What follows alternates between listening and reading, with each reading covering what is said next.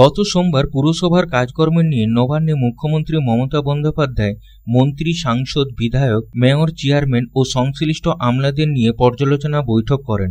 শহরের বিভিন্ন পরিষেবার পাশাপাশি জবরদখল নিয়ে কড়া ব্যবস্থা নেওয়ার নির্দেশ দেন মুখ্যমন্ত্রী। সেই নির্দেশের পর থেকে দুর্গাপুরে দখলদার উচ্ছেদে তৎপর শুরু হয়েছে।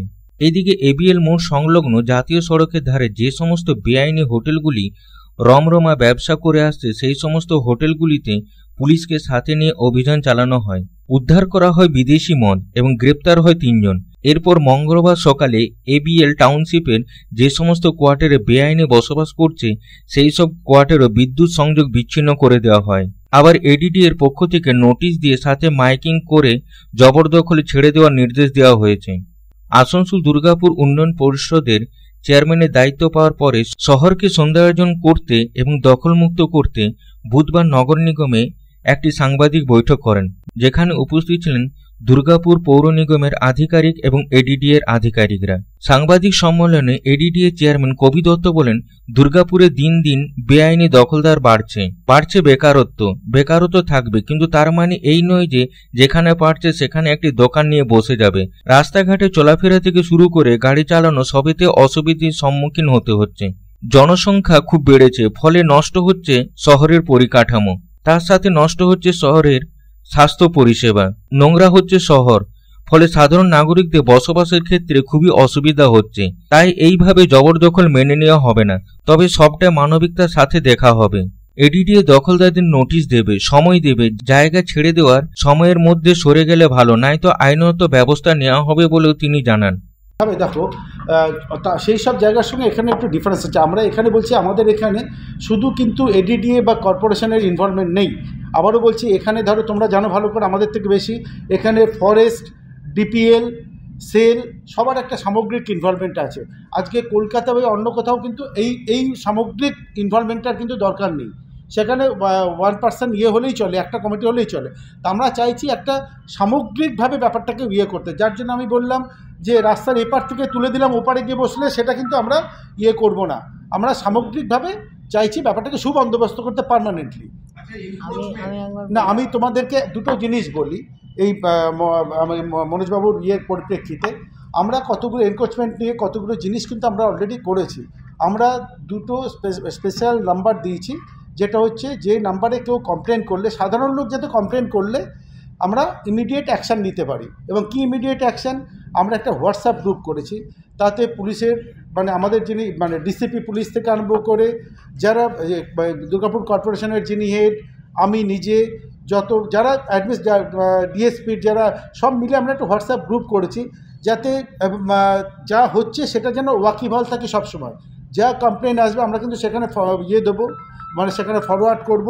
নাম্বার 1, আমরা কিছু ছোট ছোট গ্রুপ আমরা এডিডিএ থেকে করেছি, কয়েকটা মোবাইল গ্রুপ করেছি 2-3টে, যাতে কমপ্লেন এলে আমরা সঙ্গে সঙ্গে সেটাতে গিয়ে ভিজিট করতে পারি। কারণ এই যে গ্রুপটা, তারা যেতে হয়তো দেরি হতে পারে, একদিন দেরি হতে পারে, কিন্তু আমরা সেই মোবাইল গ্রুপটা কিন্তু কমপ্লেন পেলে সেই দিন কিন্তু ভিজিট করবে জায়গাটা এবং তাৎক্ষণিক কিছু ব্যবস্থা করবে বা অ্যাটলিস্ট এসে রিপোর্টটা দেবে। এবং যেটা কালকে প্রশাসনিক বৈঠকে আমাদের একটা, যেটা পুলিশ আমরা সবাই মিলে বৈঠকে একটা ডিসিশান নিয়েছি যে there will be core committee, যাতে সিনিয়র অফিসাররা থাকবে পুলিশের, তারা কিন্তু এভরি উইকে এই পুরো ব্যাপারটা একটা পরিদর্শন করে, যে কয়েকটা জায়গা, যে জায়গাগুলোতে আমরা করবো, এখন অ্যাকশান নেবো, পরিদর্শন করে তারা কিন্তু একটা রিটিন রিপোর্ট দেবে আমাদেরকে, পুলিশের থ্রুতে দেওয়া হবে যে ব্যাপারটা স্থিতাবস্থায় আছে কি নেই। আজকে তুলে দিলাম, কালকে আবার বসে পড়লো, চিরকাল এই ব্যাপারটাই হয়ে এসছে। আমরা চেষ্টা করছি যাতে এর থেকে মুক্তি পাওয়া যায়। অন্যদিকে দুর্গাপুর পৌরসভা প্রশাসক মণ্ডলীর চেয়ারপারসন অনন্দিতা মুখার্জি জানান, শহরকে দখলমুক্ত করতে এবং সৌন্দর্য গড়ে তোলার লক্ষ্যে দুর্গাপুর পৌর নিগম, এডিডিএ, ডিএসপি কর্তৃপক্ষ এবং পুলিশকে সকলে মিলে কাজ করতে হবে। যদি ফোন করে আমাদের 5 জনের মধ্যে কাউকে বলা হয় এই জায়গায় এই সমস্যা, এখানে আলো জ্বলছে না বা এখানটা নোংরা, সঙ্গে সঙ্গে কিন্তু আমরা লোক পাঠিয়ে ব্যবস্থা করি। তবে হ্যাঁ, সবসময় একই সঙ্গে একই সাথে মনিটর করা তো আমাদের পক্ষে সম্ভব হয়ে ওঠে না। যদি আপনাদের মধ্যে কেউ কোনো সাধারণ নাগরিক, যার জন্য আমাদের একটা অনুষ্ঠান আমরা শুরু করেছি যে ডিএমসিকে বলো, ওটা শুরু করার অর্থটাই হচ্ছে 43টা ওয়ার্ডের প্রত্যেকটা প্রান্ত থেকে যেন মানুষ আমাদেরকে বলতে পারেন তাদের সুবিধা অসুবিধার কথা।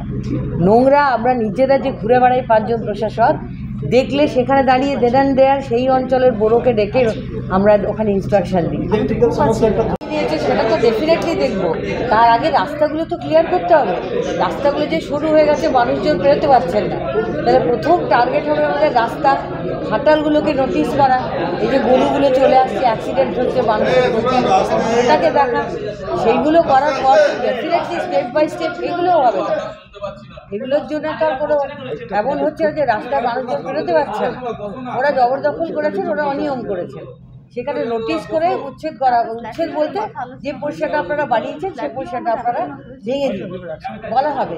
তো এখন যেটা আমাদের কাছে একটা জ্বলন্ত প্রশ্ন, রাস্তাগুলো এইটুকুটুকু হয়ে গেছে সিটি সেন্টারে যাওয়া আসার পর। প্রথম তো আমাদের আগে পথগুলো, রাস্তাগুলো ক্লিয়ার করতে হবে। প্রসঙ্গত, লোকসভা ভোটের ফলাফল প্রকাশের পরে দেখা গিয়েছে রাজ্যের 126টি পৌরসভা ও পৌর নিগমের মধ্যে বেশিরভাগই পিছিয়ে রয়েছে তৃণমূল। এর মধ্যে দুর্গাপুর পৌরসভা 43টি ওয়ার্ডের মধ্যে 33টি হাতছাড়া হয়েছে শাসক দলে। শহরের প্রত্যাখ্যান নিয়ে ভোটের আগের থেকেই আশঙ্কায় ছিলেন দলের শীর্ষ নেতৃত্ব। সেই হারের কারণ নিয়ে গত সোমবার নবান্নে মুখ্যমন্ত্রী মমতা বন্দ্যোপাধ্যায় সাংসদ, মন্ত্রী, বিধায়ক, মেয়র, চেয়ারম্যানদের নিয়ে একটি বৈঠক করেন। दुर्गापुर থেকে साधन रोजी रिपोर्ट, पब्लिक टाइम्स। समाज सेवा के पथ पर हमेशा अग्रसर लायंस क्लब ऑफ रानीगंज द्वारा संचालित नेत्र चिकित्सा के क्षेत्र में विश्वसनीय lions MJM eye hospital. Lions MJM eye hospital के अनुभवी नेत्र विशेषज्ञ द्वारा नेत्र जांच एवं अत्याधुनिक medical equipment, pathological laboratory, X-ray के बाद अनुभवी चिकित्सकों द्वारा सफल नेत्र ऑपरेशन किया जाता है। हमारे अनुभवी नेत्र विशेषज्ञ डॉक्टर शिवाजी सरकार, डॉक्टर अब्दुल कयूम, डॉक्टर चित्रांशु सामंत और डॉक्टर उत्पल पाल का लाभ दूर दराज से आए मरीजों को मिलता है। रानीगंज आई हॉस्पिटल के साथ जुड़ा बेहतर चिकित्सा का एक और पहल रानीगंज लायंस राम अवतार Bajoria memorial diabetic care centre. यहाँ भी मरीजों को मिलेंगे अनुभवी चिकित्सक एवं अत्याधुनिक लैब की सुविधा। Raniganj Lions MJM eye hospital की बेहतर चिकित्सा के लिए दक्षिण बंगाल ही नहीं बल्कि झारखंड, बिहार एवं ओडिशा राज्य से भी मरीज चिकित्सा कराने आते हैं। मरीजों के सुविधार्थ उपलब्ध है 24 घंटे एम्बुलेंस एवं हाइजीनिक रेस्टोरेंट की सुविधा। Raniganj Lions MJM eye hospital, NSB road, Raniganj. Contact number 0341244520, 2443205, 2445242।